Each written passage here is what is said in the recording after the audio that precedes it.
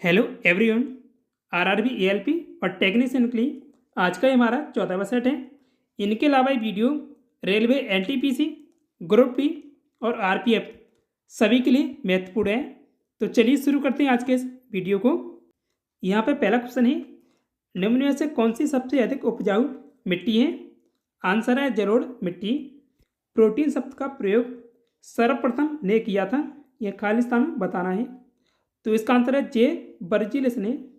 Protein शब्द का प्रयोग सर्वप्रथम जे बर्जिलिस ने 1938 में किया था। सोयाबीन और मूंगफली में प्रचुर मात्रा में होता है, तो ये प्रोटीन होती हैं।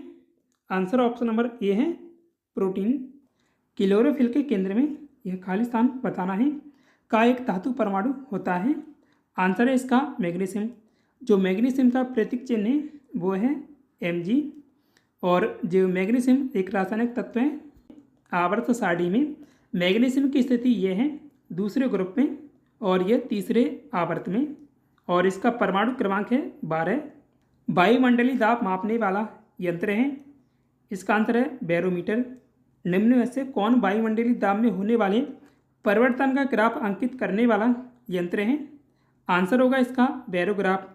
और बैरोमीटर मापता है वायुमंडलीय दाब को, इसलिए ये दोनों सवाल मैंने आपको एक साथ ही दिए हैं और ये दोनों ही जो ऑप्शन है एक साथ ही आते हैं। देश की पहली सुपरफास्ट ट्रेन राजधानी एक्सप्रेस की शुरुआत कब हुई थी? इसका आंसर है 1969 में। देश की पहली सुपरफास्ट ट्रेन राजधानी एक्सप्रेस की शुरुआत 1 मार्च 1969 को नई दिल्ली से कोलकाता के बीच ये चलाई गई थी। 1969 में इसकी शुरुआत हुई थी। हाइड्रोजन बम का आविष्कार किसने किया था? इसका आंसर है Edward Teller. Option number B सही होगा, एडवर्ड टेलर। हाइड्रोजन बम का आविष्कार एडवर्ड टेलर ने 1952 में किया था और वे हंगेरियन अमेरिकी थे, एडवर्ड टेलर। निम्न में से कौन सबसे मीठा शर्करा है? ये फ्रुक्टोज है। आंसर ऑप्शन नंबर सी होगा। पदार्थ के संवेग और वेग के अनुपात से कौन सी भौतिक राशि प्राप्त की जाती है? संवेग बराबर होता है, संवेग बराबर द्रव्यमान इनटू वेग। तो जो संवेग है उसे p से दर्शाया जाता है और द्रव्यमान को m से और वेग को b से। तो संवेग का जो सूत्र होता है वो होता है p बराबर mv। ये कई बार सवाल में भी लगाने के लिए आता है और सूत्र भी पूछा जाता है, तो दोनों तरह से आप इसे याद रखिएगा। संवेग बराबर यानी p बराबर mv। अब हमें संवेग और वेग का अनुपात निकालना है, यानी p संवेग है, p बराबर m इंटू बी। तो b आ जाएगा इधर p बट्टे b बराबर m। तो ये आ गया द्रव्यमान। तो इन दोनों का अनुपात क्या आया है? द्रव्यमान बराबर आया है। तो इसके लिए राइट आंसर होगा ऑप्शन नंबर ए द्रव्यमान। काला सोना किसे कहा जाता है? पेट्रोलियम को कहते हैं। पेट्रोलियम एक का मिश्रण है, यह खालिस्तान में बताना है। इसका आंसर होगा हाइड्रोकार्बनों का। भारत के गवर्नर जनरल पद निम्न में से किसके द्वारा सृजित किया गया था? तो इसका आंसर है चार्टर अधिनियम 1833 के द्वारा। 1833 का चार्टर अधिनियम इंग्लैंड में औद्योगिक क्रांति का परिणाम था और इस अधिनियम के तहत बंगाल के गवर्नर जनरल को भारत का गवर्नर जनरल कहा जाने लगा। ब्रिटिश भारत का प्रथम governor general Lord William Bentinck को बनाया गया था। जब लिटमस को बोरक्स के विलयन में मिलाया जाता है तो यह खालिस्तान में बताना होगा हो जाता है। तो इसका आंसर है नीला हो जाता है।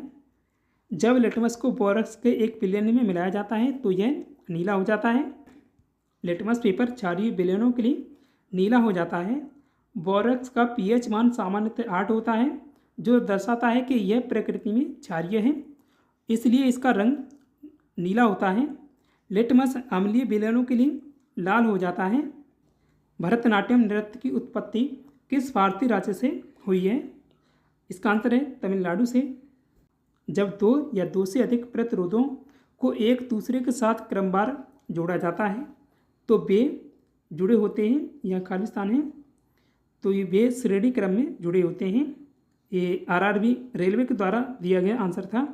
श्रेणी क्रम में जुड़े 3 ओम और 6 ओम के प्रतिरोधों का परिणामी प्रतिरोध क्या होगा, जब श्रेणी क्रम में प्रतिरोधों को जोड़ते हैं तो यहाँ अवस्थित करते हैं R बराबर R1 प्लस R2। तो R1 तीन ओम को मान लेते हैं और 6 ओम R2 को, तो 3 प्लस 6 ये 9 ओम हो गया। तो राइट आंसर होगा ऑप्शन नंबर सी 9 ओम। दो सतहों की अनियमितताओं का क्या होता है जो स्थैतिक घर्षण का कारण बनता है। इसका आंसर है इंटरलॉकिंग। फोबोस और डीमोस किस ग्रह के उपग्रह हैं।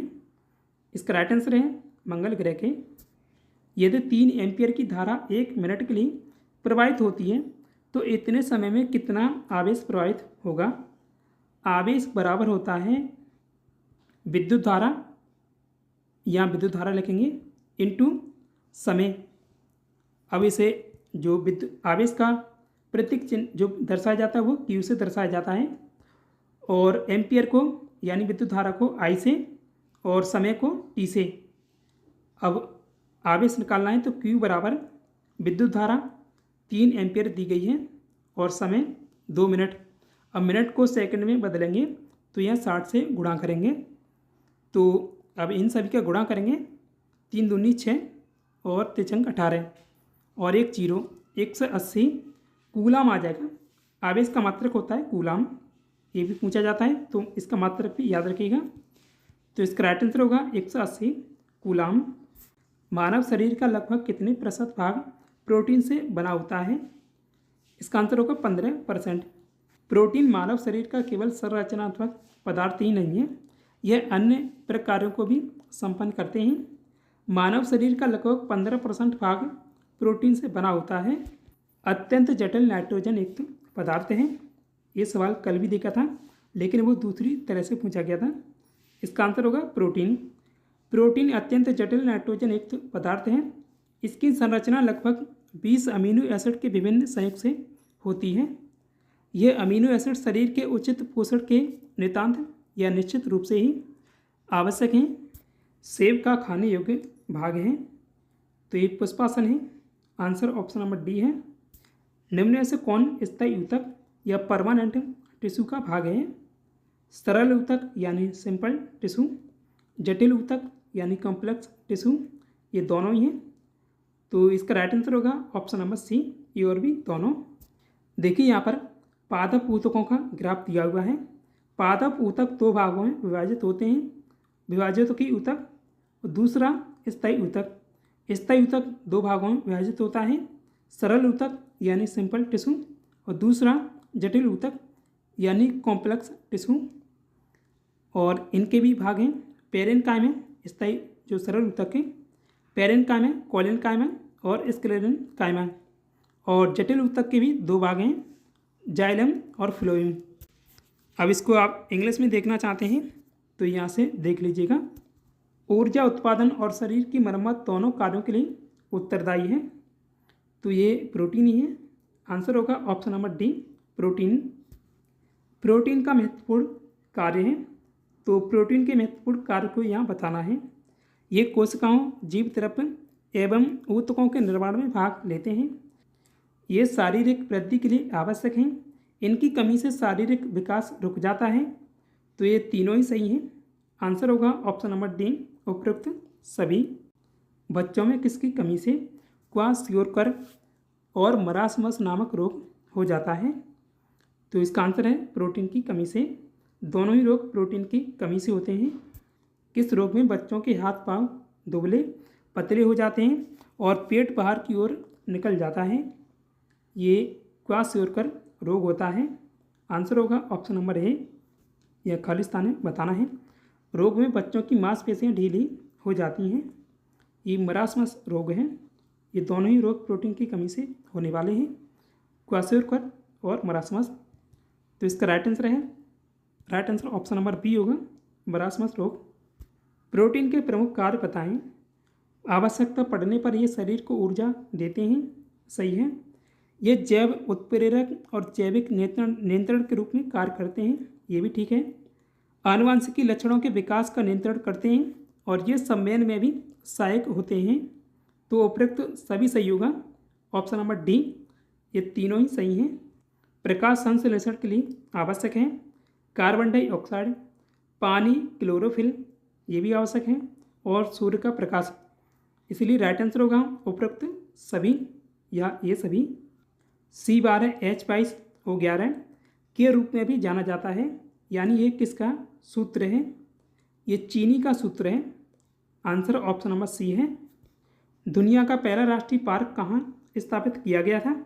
अमेरिका में स्थापित किया गया था।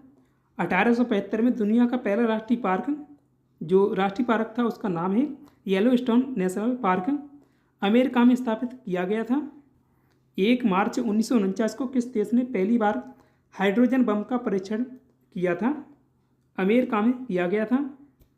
चंद्रगुप्त मौर्य के गुरु कौन थे? चाणक्य थे। आंसर है ऑप्शन नंबर ए। जीव विज्ञान या जंतु विज्ञान का जनक किसे कहा जाता है? अरस्तु को कहते हैं। 1857 के विद्रोह का तत्कालिक कारण या खालिस्तान बताना है का प्रयोग था, तो इसका आंसर होगा चर्बी युक्त कारतूस। इंडियन नेशनल आर्मी का गठन ने किया था, इसका आंसर है सुभाष चंद्र बोस ने।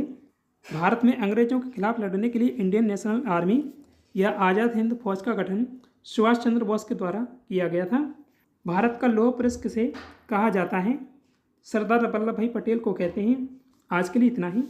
प्रीवियस क्वेश्चन में पूछा था संविधान सभा ने भारतीय संविधान को कब अपनाया था? तो इसका आंसर है 26 जनवरी 1949 को।